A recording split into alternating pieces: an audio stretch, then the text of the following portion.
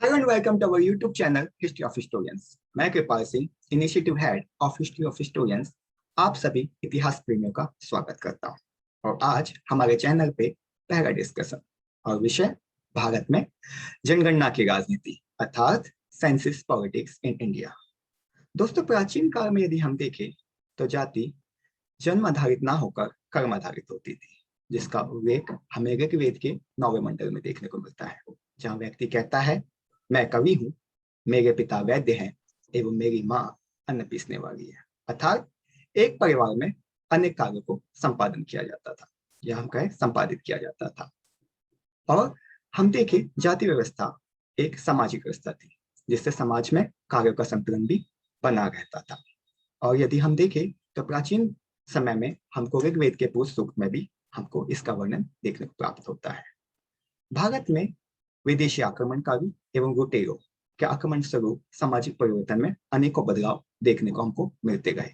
तत्पश्चात अंग्रेजों का आगमन हुआ एवं उन्होंने अपनी साम्राज्यवादी नीति के आधार पर भारत पहले ही जहां अनेक जातियों उपजातियों में बटा हुआ था, उसको ओट बांटने का प्रयास किया एवं इसमें उन्होंने जनगणना का सबसे बड़ा सहारा दिया, जिसमें उन्होंने जातियों को मुख्य विशेषता दी और जिसके आधार पर उन्होंने भारत को बांटने का कार्य किया, जो वर्तमान समय में भी अनेक प्रकार से संपादित हो रहा है। वर्तमान समय में हम देखें, भारत में जातिगत आधार पर जनगणना कराना यह स्वयं में एक बहुत बड़ा विषय है। और इस विषय को अधिक अच्छे तरह से समझने के लिए आज हमने विषय विशेषज्ञ के रूप में दिल्ली विश्वविद्यालय के इतिहास विभाग में assistant professor doctor Pradeep Kumar sir को यहाँ पे आमंत्रित किया है। सर, यह चैनल आपका बहुत बहुत अभिनंदन करता है, स्वागत करता है। सर की इस विषय से संबंधित अनेकों पुस्तकें प्रकाशित हो चुकी हैं एवं भारत में जातिगत जनगणना की राजनीति जैसे अनेक विषयों से संबंधित उनके अनेक पेपर्स भी पब्लिश हो चुके हैं। सर, सर्वप्रथम प्रश्न मन में यही उठता है कि आपने यह विषय का चयन क्यों किया? ऐसी क्या खासियत थी, या फिर ऐसी आप इस विषय के पीछे क्या समझ देखते हैं कि आपको लगा कि हाँ, ये विषय हमें लेना चाहिए? बहुत बहुत धन्यवाद कृपाल जी, आपने बड़ा अच्छा प्रश्न किया है कि मैंने ये जातिगत या जनगणना वाला जो विषय है यही अपने शोध के लिए क्यों चुना। देखिए, शोध तो एक किसी विषय पे किया जा सकता है, लेकिन बहुत समय से इतिहास का अध्ययन करते समय ऐसा लगने लगा था कि बहुत सारे विषयों पर शोध प्रकाशित हो रहे हैं, लेकिन जनगणना एक ऐसा विषय था, census policy of the British government, ये एक ऐसा विषय था जो कि उस समय तक जब मैंने शोध प्रारंभ किया तो उस समय तक इस विषय पे बहुत कम काम हुआ था। कुछ एक बर्नार्ड कोहन ने, एम एन श्रीनिवास ने और उधर डर्क निकोलस ने, ऐसे कई सारे कुछ शोध पत्र, रजनी कोठारी की भी कुछ पुस्तक कास्ट पॉलिटिक्स इन इंडिया ऐसे करके आई है। तो ऐसे कुछ विषयों पर कुछ अध्ययन तो थोड़ा थोड़ा प्रारंभ हुआ था, लेकिन एक विस्तृत अध्ययन इस संबंध में किया जाए और जनगणना कितना उपयोगी विषय है, ये विषय को ध्यान में रखते हुए मैंने इस विषय का चयन किया था। और कैसे हम इस जनगणना की सार्थकता और कैसे इसकी उपयोगिता और कैसे अंग्रेजों ने इसके पीछे एक बहुत बड़ी सोची समझी उनकी रणनीति थी, उसको कैसे सामने लाया जाए, तो ये विषय मेरे मन में था। और हम लोग जानते हैं, क्योंकि जनगणना आप लोग जानते हैं कि किसी भी देश की जनसंख्या के विविध जो सामाजिक, धार्मिक और आर्थिक, जो शैक्षणिक और सांस्कृतिक पहलू हैं, उनसे संबंधित सूचना एकत्र करने का और उन प्राप्त सूचनाओं का वर्गीकरण और उनका विश्लेषण करने और उनका प्रस्तुतिकरण का एक बहुत बड़ा माध्यम है। और यह जो है देश की संपूर्ण जनसांख्यिकीय जो स्वरूप प्रस्तुत करती है, और विभिन्न भौगोलिक विविधताओं के बावजूद प्रत्येक 10 वर्ष बाद बड़े नियमित अंतराल से समयबद्ध पर संपूर्ण देश भर में एक साथ आयोजित होने वाली बहुत बड़ी प्रक्रिया है। और हम लोग देखते हैं कि भारतीय इतिहास में यदि देखा जाए तो 19वीं और 20वीं सदी के भारत की राजनीतिक, सामाजिक उन परिस्थितियों को, धार्मिक परिस्थितियों का यदि बहुत आप अच्छी तरह अध्ययन करना चाहते हैं, तो जनगणना की रिपोर्ट के बिना, जनगणना के अध्ययन के बिना वो पूरा नहीं हो पाएगा। इसमें मैं एक और जोड़ूंगा कि इवन आर्थिक जो पहलू हैं उनका भी आप अध्ययन करेंगे तो जनगणना रिपोर्ट के बिना संभव नहीं है। तो इनका अच्छी तरह से अध्ययन किया जाए, ये विषय मेरे मन में रहा और इसीलिए मैंने इस विषय को चुना और इस विषय पे मैंने अध्ययन प्रारंभ किया।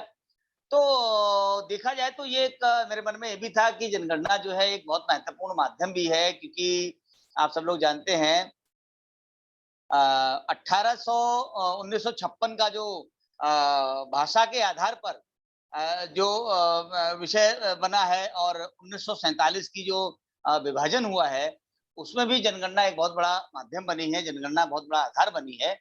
अनुसूचित जाति और जनजातियों की पहचान का बहुत बड़ा माध्यम 1935 का जो एक्ट है, ये बना है और ये सब जनगणना के माध्यम से, जनगणना से प्राप्त सूचनाओं के आधार पर है। बाद में फिर 1989 में जो मंडल कमीशन की जो रिपोर्ट्स लागू हुई हैं, वो भी इस जनगणना के आधार पर ही हुई है, क्योंकि 1931 की जो जनगणना हुई है देश भर में सबसे बड़ी जनगणना रही है और उससे प्राप्त जो आंकड़े थे उसके आधार पर ही 1989 मंडल आयोग की जो कमीशन की रिपोर्ट्स है वो सब लागू हुई है। और किस तरह से अंग्रेजों ने भारत में इसकी शुरुआत की और अंग्रेजों ने अपने साम्राज्य को एक सुदृढ़ता प्रदान करने के लिए और इसका उपयोग एक उभरते राष्ट्रवाद को दबाने के लिए और कैसे जो राष्ट्रवादी प्रवृत्तियां हैं उसको वो कैसे कुचल सके। तो और भारतीय समाज में जो कुछ स्थापित जो भिन्नताएं थी उनको वो कैसे उभार सकें, उभार करके एक दूसरे के प्रति खड़ा कर सकें। ये और मूल रूप से देखा जाए तो फूट डालो राज करो की नीति इसके पीछे का उनका उद्देश्य था और सांप्रदायिक आधार पर जो उन्होंने विभाजन किया है, ये लंबे समय तक भारत पर कैसे वो नियंत्रण स्थापित कर सकें, ये सारा सा विषय ये और उनकी ब्रिटिश जो उनकी जो प्रशासनिक जो नीति है, वो कैसे विभाजनकारी राजनीति के तत्व उसमें विद्यमान थे और जिसे उन्होंने अपनी इस जनगणना नीति के माध्यम से लागू किया है। ये विषय वास्तव में बहुत महत्वपूर्ण है। आज के हर स्कॉलर को, हर विद्यार्थी उसके विषय में जानना चाहिए, समझना चाहिए। तो ये इसका महत्व को देखते हुए मैंने इस विषय का चयन किया। निश्चित ही, जैसा कि आपने बताया कि आपने क्यों विषय चयन किया, तो मुझे लगता है कि अब एक इतिहास के विद्यार्थी या फिर एक इतिहास प्रेमी अब इस विषय को एक अलग नजरिए से देखने की कोशिश करेगा कि हाँ, इसके ऊपर आपने क्यों शोध प्रारंभ किया। तो दूसरा प्रश्न हमारा सर ये उठता है कि जनगणना की भारतीय संदर्भ में अगर हम देखें तो ऐतिहासिक पृष्ठभूमि हम कहाँ से पाते हैं और कितनी पुरानी? देखिए, जनगणना की ऐतिहासिक पृष्ठभूमि यदि हम भारत में देखें तो एक बहुत बड़ी थ्योरी है, उसको हम लोग इस तरह से भी देख सकते हैं कि किसी भी देश या भूखंड के निवासियों के बारे में जानकारी राज्य प्रशासन का के लिए एक आवश्यक तो मानी जाती रही है। ये हमेशा से आपने देखा होगा। प्राचीन भारतीय चिंतक कौटिल्य और रोमन इतिहासकार प्लेटोमी ने अपने अपने जो ग्रंथ लिखे हैं उनमें इस संदर्भ में बहुत विस्तार से उल्लेख भी किया है। और भारत एक कुछ भाई मौर्य साम्राज्य में आपने देखा ही है, जो उसकी 8 समितियां बनाई गई थी, उनमें एक समिति जनगणना समिति भी थी। तो ये कोई आज से है ऐसा नहीं था, प्राचीन काल से चला आ रहा विषय है। और भारत वास्तव में कुछ ऐसे गिने चुने देशों में है जहां पर जनगणना का एक बहुत बड़ा लंबा इतिहास रहा है। सम्राट अशोक से लेकर हर्षवर्धन के समय तक किसी न किसी रूप में जनगणना की जो प्रक्रिया है वो चलती रही है। और बाद में विदेशी आक्रमणकारियों के कारण से थोड़ा सा ये साम्राज्य जब बिखरना सा शुरू हुआ तब ये थोड़ी सी विलुप्त जरूर हो गई। लेकिन मध्यकाल में भी देखें, मुगल काल में तो आईने अकबरी में इसका बहुत बड़ा उल्लेख मिलता है, जनगणना संबंधी रिकॉर्ड रखने का एक प्रावधान भी मिलता है। और इस तरह से हम देखते हैं कि आधुनिक जनगणना 18वीं सदी में सबसे पहले इंग्लैंड में प्रारंभ हुई है। उसका उद्देश्य जो है वहां की जो औद्योगिक क्रांति से वहां से जो उपजी सामाजिक और कुछ समस्याओं के निराकरण के लिए कैसे उनकी दूरगामी नीतियां बनाई जा सके और ग्रामीण इलाकों से आकर जो शहरों में बसने वाली जनसंख्या है उनके लिए शिक्षा, स्वास्थ्य और कैसे रोजगार उपलब्ध कराने की योजनाएं बनाई जाएं। इस संदर्भ में उन्होंने अपने यहाँ जनगणना प्रारंभ की और उसी समय उन्होंने ये भी विचार किया, चूंकि आप लोग जानते हैं 1805 में मराठों की पराजय के बाद 1800 के बाद मराठों की पराजय के पश्चात अंग्रेजों के सामने भारत में कोई भी शक्ति उनको चैलेंज देने के लिए नहीं बची और इसके बाद धीरे धीरे छुटपुट बातें होती रही। तो उस समय तक उन्होंने फिर ये तय करना शुरू किया अब हमें भारत को जानना चाहिए और इस संदर्भ में उन्होंने बहुत सारी नीतियां अपनी बनाना प्रारंभ की, बहुत सारे सर्वेक्षण करने शुरू किए और उन सर्वेक्षणों के परिणाम स्वरूप धीरे धीरे भारत में ये जनगणना की जो नीति है वो धीरे धीरे निकल करके आती है। और भारत में औपनिवेशिक काल में यदि देखा जाए तो सबसे पहली जनगणना जो है वो 1871-72 में होती है, लेकिन उससे पहले बहुत सारी जनगणनाएं कराई जा चुकी। अब ये एक बहुत बड़ा संदर्भ है। आप कोई दूसरा प्रश्न पूछेंगे तो उसमें मैं शायद इसका उत्तर देने की कोशिश करूंगा कि ऐसा क्यों हुआ, कि ये नीति में बदलाव क्यों हुआ। तो ये बहुत बड़ी नीति रही है। तो 1871 और 72 में ये जनगणना सबसे पहले कराई जाती है। और जहां अंग्रेज शासकों ने भारत में जनगणना का उपयोग एक सामाजिक विकास की परियोजनाएं बनाने हेतु किया, हेतु तो कम किया, परंतु भारतीय राजनीति पर अपनी पकड़ बनाए मजबूत बनाने के लिए बहुत अधिक किया। और इसका इस जनगणना के उद्देश्य ये भी था कि अंग्रेज ये जानना चाहते थे कि किस तरह की जनता पर हम लोग शासन कर रहे हैं। और अंग्रेजों को जनगणना की पद्धति के तौर तरीकों का अनुभव चूंकि 1801 में इंग्लैंड में प्रारंभ हो चुकी थी, तो भारत में भी ये कैसे प्रारंभ की जाए, और भारत में उनका उद्देश्य अलग था, वहां उद्देश्य एक अलग था। तो इसका इतिहास यदि हम देखें तो सरसरी तौर पर इस तरह से आता है। और 1871 से पहले बहुत सारी जनगणनाएं उन्होंने कराने प्रारंभ की थी, जिनको हम लोग पंचवर्षीय जनगणना भी कहते हैं। तो ये जनगणना का भारत में इतिहास है। उसके बाद निरंतर 1881 से निरंतर जनगणना प्रारंभ हुई है। तो अब अगला प्रश्न आप पूछेंगे तो उसमें शायद कुछ और उत्तर देने की कोशिश करूंगा। तो सर अगला प्रश्न भी हमारा इसी प्रकार से, जैसे कि आपने बताया कि 1871 में जनगणना हुई, पंचवर्षीय जनगणना हुई, और उससे पहले भी छुटमुट जनगणना हुई। तो ये देखने वाली बात है कि 1871 में मुंबई, मद्रास और बनारस जैसे शहरों में भी जनगणना हुई। तो ये 1871 की जनगणना से किस प्रकार से अलग थी, या फिर हम कहें पहले की जनगणना 1871 की जनगणना से किस टाइप से अलग हो जाती है? हाँ, देखिए 1871 की जनगणना को अंग्रेजों ने देशव्यापी जनगणना कराने की योजना बनाई थी, परंतु वो सफल नहीं हो सकी। उसके पीछे कारण था, मैं थोड़ा सा इसका पिछला इतिहास इसका बताना चाहूंगा। अंग्रेज भारत में जनगणना कराना चाहते थे।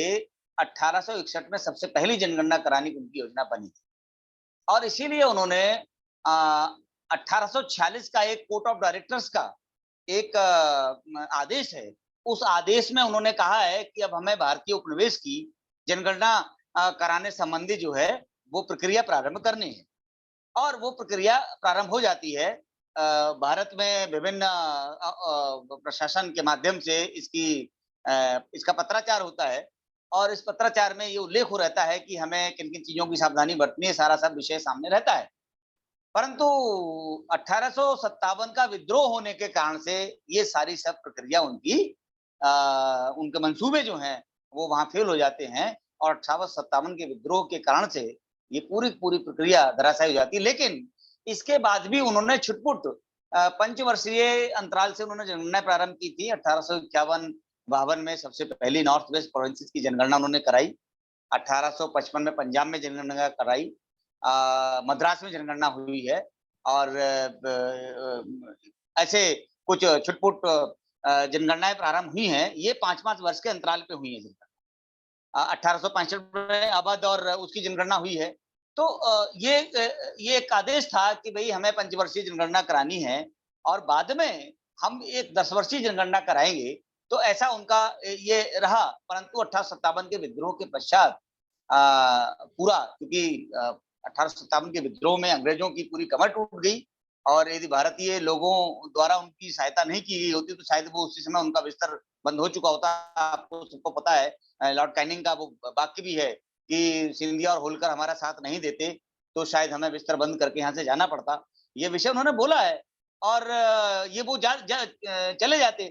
परंतु देश के कुछ ऐसे नासमझ लोगों ने, कहना चाहिए, या देश के साथ बहुत बड़ी गद्दारी सी करके और उनको सहायता दी और वो पुनः रुके यहाँ। और उन्होंने बाद में फिर जनगणना की पुनः योजना बनाई और उसके बाद फिर वो जनगणनाएं प्रारंभ हुई। तो पंचवर्षीय जनगणनाएं वो हुई।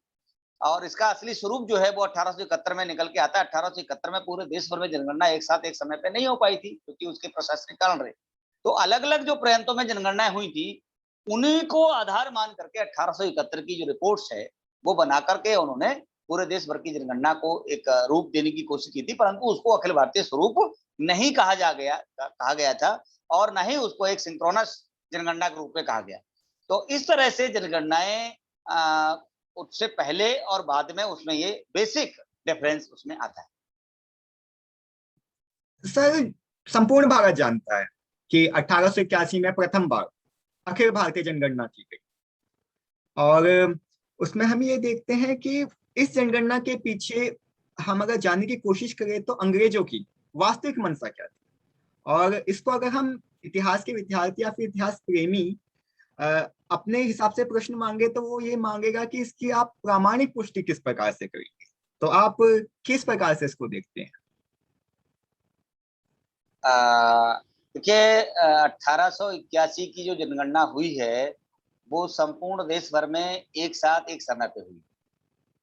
और आप लोग जानते हैं कि सुदूर पश्चिम से आए अंग्रेज शासकों के लिए भारत जैसे विशाल और विविधतापूर्ण देश को शासन चलाने के लिए भारतीय यथार्थ को जानना उनके लिए बहुत आवश्यक था।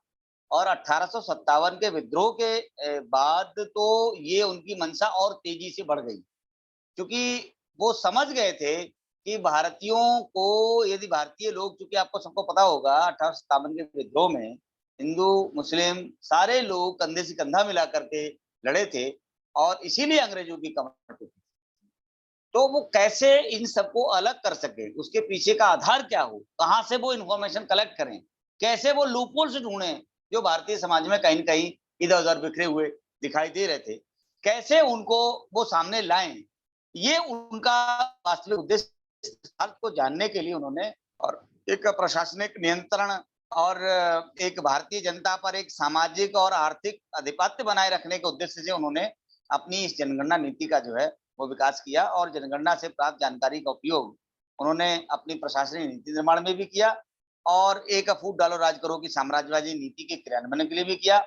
उदाहरण के रूप में यदि हम देखें तो धर्म और जाति के आधार पर उन्होंने समाज का वर्गीकरण किया, और जनगणना को का मुख्य आधार उन्होंने इसी को बनाया, और कैसे हिंदू शब्द को इस्लाम और ईसाई मजहबों के एक समकक्ष उसको उन्होंने एक मजहबवाचक श्रेणी में रखा, और फिर सिखों को, जैनियों, आर्य समाजियों, निम्न जातियों, गिरिजनों, वनवासियों, जनजातियों को कैसे क्रमशः उन्होंने हिंदू की श्रेणी से अलग किया। ये तमाम प्रकार की बातें 1881 की जनगणना में हमें देखने को मिलती हैं, क्योंकि हम देखते हैं कि 1855 में जब पंजाब की जनगणना होती है, तो उसमें सिख और हिंदू ये दोनों एक ही कॉलम में गिने जाते हैं। यानी सिख अलग नहीं था उस समय तक, सिख हिंदू के अंतर्गत गिना जाता था। अरे भाई, आप सबको पता होगा सिख धर्म की जो स्थापना भी थी, वो भी हिंदू धर्म की रक्षार्थी तो गुरु गोविंद सिंह ने की थी। ये तो आपको सबको पता ही है, सब जानते हैं इस बात को। और कैसे उन्होंने 1855 की जनगणना में सिख और हिंदू को एक किया, और बाद में 1868 में जो पंजाब की सेकंड जनगणना होती है, तो उसमें सिखों को उन्होंने हिंदू धर्म से अलग कर दिया, एक अलग धर्म के रूप में बना दिया। और तब से लेके आज हमारे सामने सिख जो है एक अलग धर्म के रूप में प्रेजेंट हो रहा है। और कैसे उन्होंने बौद्धों को, पहले बौद्ध हिंदू धर्म की श्रेणी में आते थे, 1871 जनगणना के आंकड़े उठा के आप देखिए, तो उसमें बौद्ध और हिंदू दोनों एक ही कॉलम में है, जैन एक ही कॉलम में है। ये बाद में उन्होंने अलग किया, और बाद में कैसे उन्होंने धर्मों को अलग अलग महत्व देकर उसकी एक अलग अलग पहचान बनाकर कैसे डिफरेंस क्रिएट करके, और कैसे एक नई नई अवधारणाएं उन्होंने खड़ी की, नए नए कॉन्सेप्ट खड़े किए समाज में। ये बहुत बड़ा प्रपंच उन्होंने 1881 की जनगणना से करना शुरू किया। तो सर, यहाँ पे एक ये प्रश्न भी साथ साथ में उठ जाता है कि 1881 की जनगणना से पूर्व पंजाब की भी जनगणना हुई, जिसमें आप बता रहे हैं कि सिखों को हिंदुओं की कैटेगरी में डाला गया। लेकिन जब 1881 में अखिल भारतीय जनगणना की गई तो उसमें तत्कालीन समय का हिंदू समाज एक बहुत बड़ा समाज था। आदिवासी भी हम जिसमें कह सकें, सतनामी हो गए, नानकपंथी हो गए, और साथ ही साथ आर्य समाजी, ब्रह्म समाजी। तो हिंदू धर्म को जनगणना में लाना कितना आसान, कितना कठिन, और किस तरीके से लाए, उस पर आप किस प्रकार से हमारे दर्शकों को बता सकते हैं? एक लास्ट लाइन बोलिए अपने प्रश्न की, मैं थोड़ा सा आवाज का वो हो गया था। कि मतलब कि हिंदू धर्म में 1881 की जनगणना में हिंदू धर्म को या किस प्रकार से डाला गया, या फिर किस किस को हिंदू कह के संबोधित किया गया, कि क्या ब्रह्म समाजी, आर्य समाजी, सतनामी, सिख और नानकपंथी, क्या ये भी सब हिंदू धर्म में आ गए थे 1881 की जनगणना में? देखिए, ये सभी हिंदू धर्म की श्रेणी के अंतर्गत ही थे, परंतु चूंकि सिख भी अलग हो गए, जैन भी अलग हो गए, बौद्ध भी अलग काउंट होने लगे, तो ब्रह्म समाजी जो कि एक नई कैटेगरी बन चुकी थी, उस कैटेगरी को उन्होंने एक धर्म के रूप में स्थापित कर दिया। बाद में कबीरपंथियों ने भी उनको भी एक अलग से महत्व देना शुरू किया। सतनामी बाद में आकर के कहने लगे मुझे भी एक अलग श्रेणी में डालिए। भाई अंग्रेजों ने कोई भी काम कोई बहुत सरल तरह से थोड़ी किया, बड़ा प्रपंच था उसके पीछे, बड़ी सोची समझी चाल थी, बड़ी स्टडी करते थे। कोई भी काम करने से पहले वो पूरी अपनी स्ट्रेटजी बना करके और कैसे कहां से क्या किया जा सकता है, तब जाकर के वो डिसीजन लेते थे। उनका कोई कार्य तो सब जानते हैं भाई, इतिहास के विद्यार्थी, इतिहास के शोधार्थी या जिन्होंने थोड़ा बहुत भी उनकी नीतियों को पढ़ा है या उनकी कार्यप्रणाली को देखा है और पढ़ा है, तो वो सब लोग इस बात को जानते हैं। तो किस तरह से डिफरेंस क्रिएट हो सकते हैं, किस तरह से डिफरेंस को बढ़ावा किया जाए, ये सारा सब विषय उनके द्वारा रहा है। और उन्होंने अलग श्रेणी हिंदुओं के साइज को, क्योंकि हिंदू एक सबसे बड़ा वर्ग था देश में, और उसके साइज को कैसे कम किया जाए, ये प्रारंभ से उनका उद्देश्य रहा है। हम देखते हैं 1881 से अखिल भारतीय जनगणना आरंभ हो जाती है। 1919 से या फिर हम कहते थोड़ा पहले से भी भारत में राष्ट्रीय आंदोलन होने स्टार्ट हो जाते हैं। एक तरफ राष्ट्रीय आंदोलन, दूसरी तरफ जनगणना, उसमें भी जातीय आधार। किस प्रकार से देखते हैं आप कि उससे क्या राष्ट्रीय आंदोलन प्रभावित हो रहे थे, क्या कहेंगे?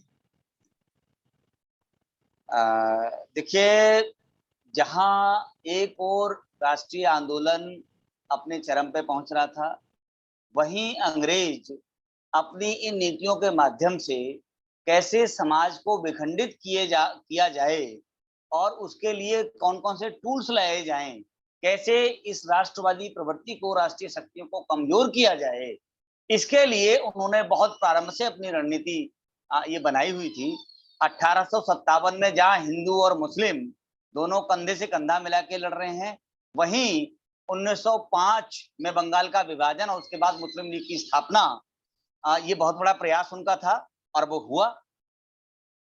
अलीगढ़ मुस्लिम विश्वविद्यालय की स्थापना, जहां आपको सबको पता होगा, एक और कवि सर सैयद अहमद खान ने कहा था, जो अलीगढ़ मुस्लिम विश्वविद्यालय के संस्थापक थे, उन्होंने कहा था कि हिंदू और मुसलमान ये दोनों ही इस देश की एक आंख हैं, दोनों आंख हैं।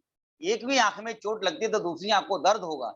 ऐसा कहने वाले सर सैयद अहमद खान बाद में 1869 में एक पुस्तक लिखी गई है डब्ल्यू हंटर ने, इंडियन मुसलमान्स, उसमें कैसे इसकी व्याख्या की गई है कि हिंदू और मुसलमान दोनों ही अलग अलग धाराएं हैं, ये दोनों कभी एक साथ नहीं मिल सकती, ऐसा डब्ल्यू हंटर ने किताब में लिखा है।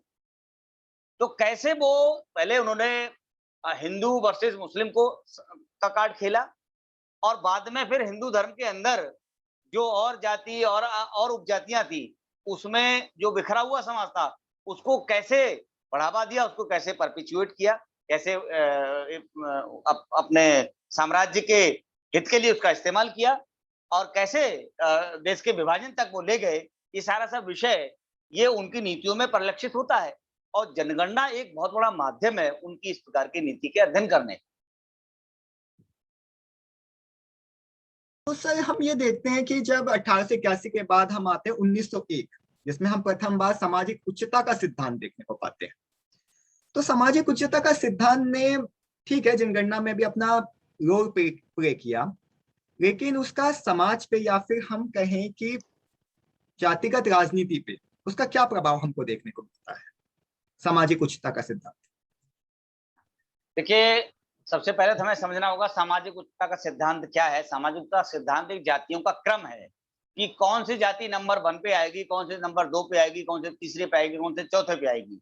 और इस तरह से सबसे पहले उन्होंने सामाजिक उच्चता का सिद्धांत लागू किया कि फला जाति, ब्राह्मण जाति सबसे ऊपर है, फिर ये जाति, फिर वो जाति, ये जातियां, और अंत में आकर के वो निम्न वर्ण की जो जातियां हैं उनको लाके नीचे खड़ा कर दिया और समाज में दिखाने की कोशिश की कि भाई ये जो बड़ी जातियां हैं इनका समाज में ज्यादा सम्मान है।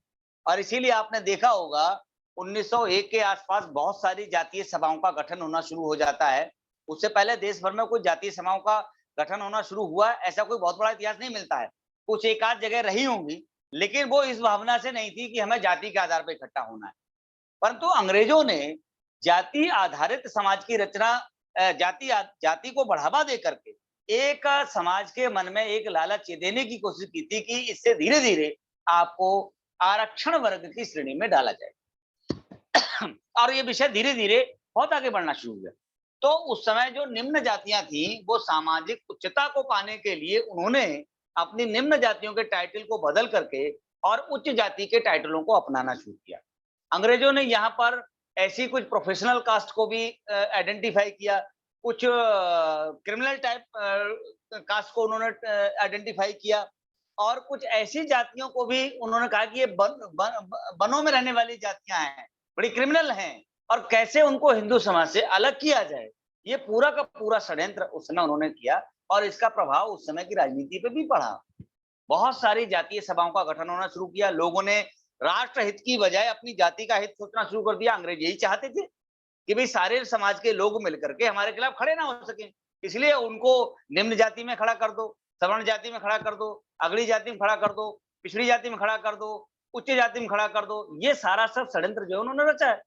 और हमारा समाज जो है वो अपनी इन एक प्रकार से कहना चाहिए, या तो कहीं न कहीं लालच कहना चाहिए, या कहीं न कहीं हम केवल अपनी जाति के ही विषय में सोचें, ऐसा भाव मन में, और किस तरह से अंग्रेजों ने इसको बढ़ावा देकर इसको आगे बढ़ाने की कोशिश की है। तो ये वास्तव में, और रिजले नाम का एक बहुत बड़ा ऑफिसर था जो कि 1901 की जनगणना का सेंसस कमिश्नर भी था। इसको उन्होंने इस काम में बहुत पहले से लगाए हुए था। 1885 में कांग्रेस की स्थापना हो जाती है, एक राष्ट्रवादी आंदोलन खड़ा होता है, एक प्लेटफॉर्म मिल जाता है राष्ट्रवादियों को अपनी बात कहने का। और 1886 में अंग्रेजों ने रिजले को भारत की इस प्रकार की जातियों की स्टडी करने के लिए अपॉइंट किया है। ये डॉक्यूमेंटेड चीजें हैं। और उसने फिर पूरे देश भर का सर्वेक्षण किया, और कैसे और उसने एक पुस्तक भी लिखी बाद में, आपको सबको जानकारी के लिए मैं बता दूं, be the people of India ऐसा करके पुस्तक है उसकी, पीपल ऑफ इंडिया, ये उसकी पुस्तक का नाम है। उसमें उसने लिखा है क्लियरली कि हम भारत के लोगों को किसी भी प्रकार से राष्ट्रीय आंदोलन में एक होने नहीं देंगे। ये 1908 में पुस्तक प्रकाशित हुई है, आज भी अवेलेबल है, मेरे पास भी पुस्तक है ये, कोई प्रमाण लेना चाहे तो उसमें ले सकता है। तो ये सारा सब प्रमाण उन्होंने दिया है, इसमें लिखा हुआ है बाकायदा। और किस तरह से रेस के आधार पर, जाति के आधार पर रेशियल थ्योरी को गढ़ा गया है बाकायदा, और उसी समय भाषा के आधार पर बहुत बड़ा वर्गीकरण किया उन्होंने। जॉर्ज ग्रेसन को लगाया इस काम में कि भाषा के आधार पर हम कैसे वर्गीकरण कर सकते हैं। अरे भाई, भारत में तो कोष को उस पर पानी बदले, 3 कोष पे पानी वाली बात है। जगह जगह पे पानी बदल जाता है, जगह जगह पे बोलियां बदल जाती हैं। ऐसी विविधताओं से भरे हुए देश को उन्होंने कैसे भाषा के आधार पर कि हिंदी भाषी और द्रविड़ और ये वो कैसे कैसे दक्षिणपंथी और इधर की भाषाओं के हिंदी भाषी जो लोग हैं, हिंदी भाषा और वर्सेस ये साउथ इंडियन जो भाषाएं हैं, दक्षिण भारतीय भाषाएं हैं, उनमें कैसे विवाद खड़ा किया उन्होंने। तो ये सारा सा प्रपंच जो है उन्होंने उस समय रचा, और इसका प्रभाव राष्ट्रीय आंदोलन में पड़ा सीधा सीधा।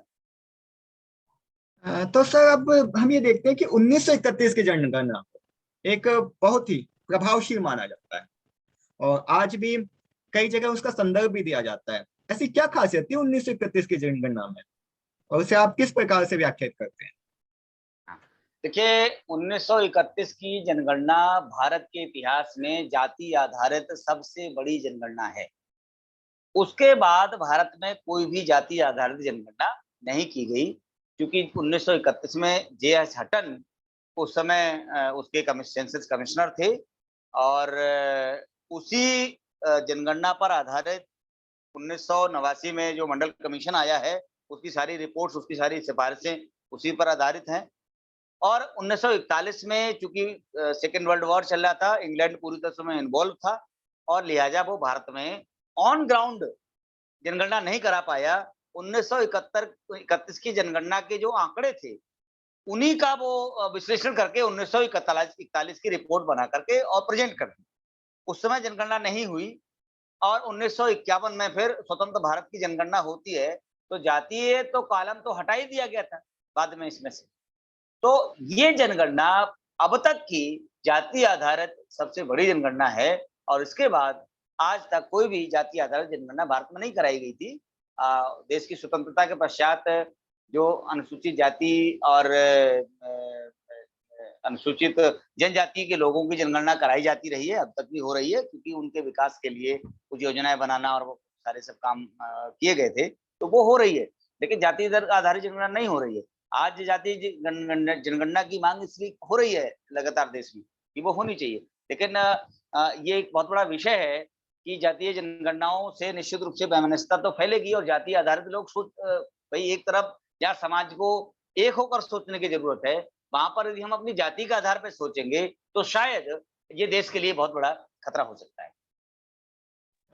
एक ज्वलंत प्रश्न ये भी उठता है कि जातिगत जनगणना ने भारत विभाजन में क्या अपना एक किरदार निभाया? अगर हाँ तो कैसे? देखिए, मैं इस प्रश्न से सहमत नहीं हूं, क्योंकि जाति आधारित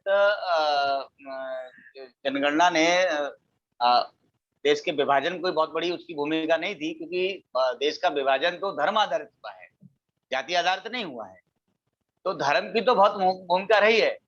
भाई मुस्लिम लीग ने मांग की थी कि मुझे तो हमारा पाकिस्तान चाहिए, पाकिस्तान, और 1931 बाद वो उसकी भूमिका बननी भी प्रारंभ होगी, सबको ध्यान में भी है।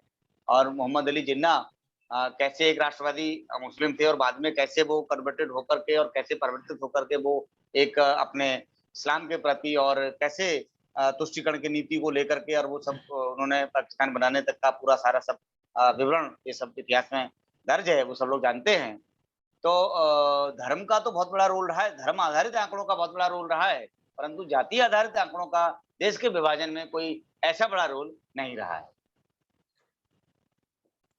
अब इसमें यह भी प्रश्न उठता है कि स्वतंत्रता से पूर्व एवं स्वतंत्रता के पश्चात भारत में जातिगत जनगणना से भारत के राजनीतिक, सांस्कृतिक, सामाजिक और धार्मिक क्या प्रभाव पड़ने आरंभ हुए और किस प्रकार से भारत ने उसके प्रभावों को झेला, और वर्तमान में भी हम किस प्रकार से उसको झेल रहे हैं।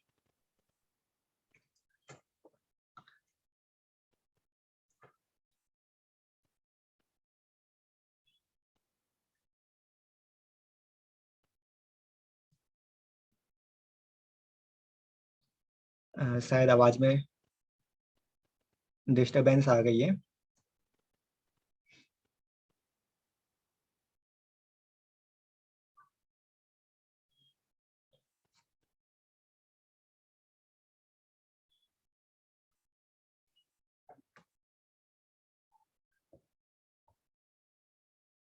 हेलो। हाँ, हेलो, बोलिए। हाँ जी आवाज मैं आई। हाँ जी मैं कह रहा हूँ, स्वतंत्रता से पूर्व एवं स्वतंत्रता के पश्चात जातिगत जनगणना ने भारत पर सामाजिक, राजनीतिक, आर्थिक एवं धार्मिक क्या प्रभाव छोड़े? इसको आप किस प्रकार से? देखिए, हाँ, हमारे राष्ट्रीय नेतृत्व ने 1951 देश की स्वतंत्रता के पश्चात जाति विहीन समाज के निर्माण का सपना आंखों में संजोया था और स्वाधीन भारत की जो पहली जनगणना हुई है उसमें जातीय कॉलम को खत्म कर दिया था, निकाल दिया था। शायद उन्होंने सोचा होगा कि ना रहेगा बांस और ना बजेगी बांसुरी। जब हम जातीय आंकड़े एकत्र ही नहीं करेंगे तो जाति के आधार पर राजनीति क्यों होगी और जाति के आधार पर लोग क्यों सोचेंगे, देश के विषय में सोचेंगे, देश में एक होकर के सब लोग सोचेंगे, सबके विषय में सोचेंगे। ये विषय उन्होंने ये बनाया और इसीलिए जाति कॉलम हटा दिया। और लेकिन और उस समय अनुसूचित जाति, अनुसूचित जनजातियों के लिए वो कॉलम उन्होंने रखा क्योंकि आरक्षण की सुविधा पाने के लिए ये जानकारी आवश्यक थी। किंतु इस कॉलम को भी उन्होंने केवल 10 वर्ष के लिए एक व्यवस्था बनाए रखने के लिए उन्होंने कहा था, लेकिन वो आज भी चल रहा है, वो एक अलग बात है। परंतु आज वास्तव में उस जाति आधारित कॉलम को हटाने की तो बात करना छोड़ दीजिए, बल्कि जाति के आधार पर जनगणना कराए जाने की मांग हो रही है। देश में विभिन्न प्रकार के राजनीतिक दलों ने, अभी आपने सुना होगा बिहार के मुख्यमंत्री जी गए हैं प्रधानमंत्री से मिलने, उनके साथ कई सारे राजनीतिक लोगों की टीम भी थी और भी कई सारे दलों के लोगों ने जाति आधारित जनगणना कराने की मांग की है। देश में पिछले कई दशकों से इसकी मांग उठाई भी जा रही है, परंतु वास्तव में ये जातीय आधारित जनगणना कराना, ये बात ठीक है भाई, उनके जातियों के आधार पर सामाजिक विकास कराए की योजना बनाने के लिए कुछ ये सब चीजें आवश्यक होती हैं, परंतु इसका दुष्परिणाम भी बहुत बड़ा हो सकता है। एक तरफ हम विकास की बात करते हैं, लेकिन दूसरी तरफ ये भी देखें कि समाज जाति के आधार पर सोच करके और विखंडन की ओर आगे बढ़े। देश में ही कई धाराएं खड़ी हो जाएंगी, कई देश खड़े होते दिखाई देंगे।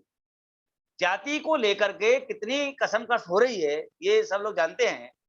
तो एक तरफ तो जाति, भाई हमारे स्वतंत्रता आंदोलन के नेताओं ने जो सपना अपना संजोया था, तो यदि हम उनका सम्मान करते हैं तो हमें जाति के आधार पर जनगणना की मांग नहीं करनी चाहिए।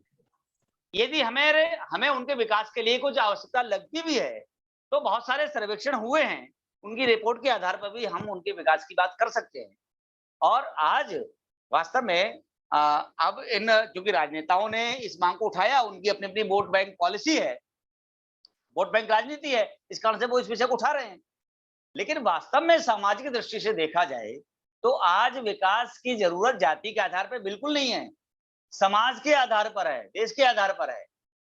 देश में सब वर्गों का विकास होना चाहिए, किसी जाति पर्टिकुलर जाति का विकास थोड़ी होना चाहिए, सभी जातियों का विकास होना चाहिए। सबको एक ढांचे में लाना चाहिए, एक सांचे में लाना चाहिए। शिक्षा की व्यवस्थाएं समान, शिक्षा के अवसर समान होने चाहिए, सभी रोजगार के समान अवसर होने चाहिए। इस आधार पर उनका विकास होगा। यदि हम जाति आधारित जनगणना कराएंगे तो जहां एक और उसका कुछ जैसा कि राजनीतिक नेता कह रहे हैं कि हम उनके विकास की योजनाएं बनाने में मदद मिलेगी, तो वहीं दूसरी ओर बहुत बड़ा खतरा देश के लिए भी होगा, क्योंकि देश में जाति के आधार पर सब चीजों की मांग होनी शुरू हो जाएगी और अल्टीमेटली किसी भी सरकार को हर व्यक्ति को, हर जाति की मांगों को संतुष्ट करना ये बहुत मुश्किल कार्य होगा। तो लिहाजा मेरा तो ये कहना है कि आज जो विषय उठाया जा रहा है वो कुछ आधार पे ये मान भी लिया जाए, परंतु यदि उसका दुरुपयोग हुआ तो शायद जैसा देश जिस गति से अभी बढ़ने की कोशिश कर रहा है वो शायद वैसा नहीं हो पाएगा, ऐसा मानना है। तो सर एक समय की भी हम पे एक पाबंदी है, तो अगर हम एक फाइनल आपसे फीडबैक मांगे कि 1 मिनट में आप देश को, समाज को कुछ अपनी तरफ से सूचना देना चाहें या फिर हम ये कहना चाहें कि जातिगत राजनीति का भविष्य कितना खतरनाक हो सकता है, तो आप इस पे किस प्रकार से कहेंगे 1 मिनट में? देखिए, बहुत सारी देश में बाहरी शक्तियां भी इस काम के लिए लगी हुई हैं कि कैसे भारत में इस तरह से जातीय धाराएं पनपे खड़ी हों और किस तरह से भारत जो एक विश्वभर में उभरती शक्ति बनता नजर आ रहा है, वो कैसे उसको क्रैक किया जाए। अंतर्राष्ट्रीय स्तर पे ऐसी बहुत सारी शक्तियां लगी हुई हैं। बहुत सारे आंदोलनों को भी हवा इसीलिए दी जा रही है, कहीं इसके नाम पे, कहीं उसके नाम पर, ये सारा सब विषय सामने है। तो मैं तो सबको ये संदेश देना चाहूंगा कि आज देश की जो स्थितियां हैं उसमें सभी को एकमुश्त होकर के केवल और केवल अपने देश हित के लिए सोचने की जरूरत है। यदि देश बचेगा तो हम सब बचेंगे। देश में देश रहेगा, देश को शक्तिशाली रूप में बना रहेगा, विश्व में तो उसकी एक पहचान बनी रहेगी और देश का सम्मान होगा तो हम सबका सम्मान होगा। देखिए, आज हमें जाति धर्म से ऊपर उठ करके सोचने की जरूरत है। हमें जाति के आधार पर सोचने की जरूरत बिल्कुल नहीं है, क्योंकि ये सोच बहुत समय खत्म हो चुकी थी। स्वतंत्रता के पश्चात तो इसमें एकदम एक खात्मा सा होना शुरू हो गया, परंतु वर्तमान में कुछ राजनीतिक दल, क्योंकि उनके वोट बैंक की पॉलिटिक्स है, वो वोट बैंक की राजनीति के कारण से इन सब चीजों को बढ़ावा देने की कोशिश कर रहे हैं। शायद उनको मेरे इन वक्तव्यों से समझ आ जाए तो मैं समझता हूं मेरा ये संदेश सभी के लिए पर्याप्त होगा। इन्हीं शब्दों के साथ मैं अपनी आप सभी को धन्यवाद देता हूं। आपने मेरी इन सब प्रश्नों को धैर्यपूर्वक सुना। धन्यवाद गुरुवर कि आपने अपना कीमती समय हमारे चैनल के लिए निकाला। तो दोस्तों, आज आपने देखा कि प्राचीन काल में किस प्रकार से जनसंख्या का आकलन होता था। उसके पश्चात अंग्रेजों ने जनसंख्या की नीति को किस प्रकार से अपनाया और वर्तमान समय में भी वह किस प्रकार से चल रही है। आप किसी भी जाति, धर्म, मजहब को अपनाते हो, वह आपके लिए अच्छा है, लेकिन सर्वोपरि आपका राष्ट्र धर्म अर्थात भारतीय होना ही आपका सबसे बड़ा धर्म माना जाता है। इन्हीं शब्दों के साथ आज के विषय को हम यही विराम देते हैं और अगले विषय के लिए हम जल्दी आपके साथ मिलेंगे। तब तक के लिए धन्यवाद। धन्यवाद सर।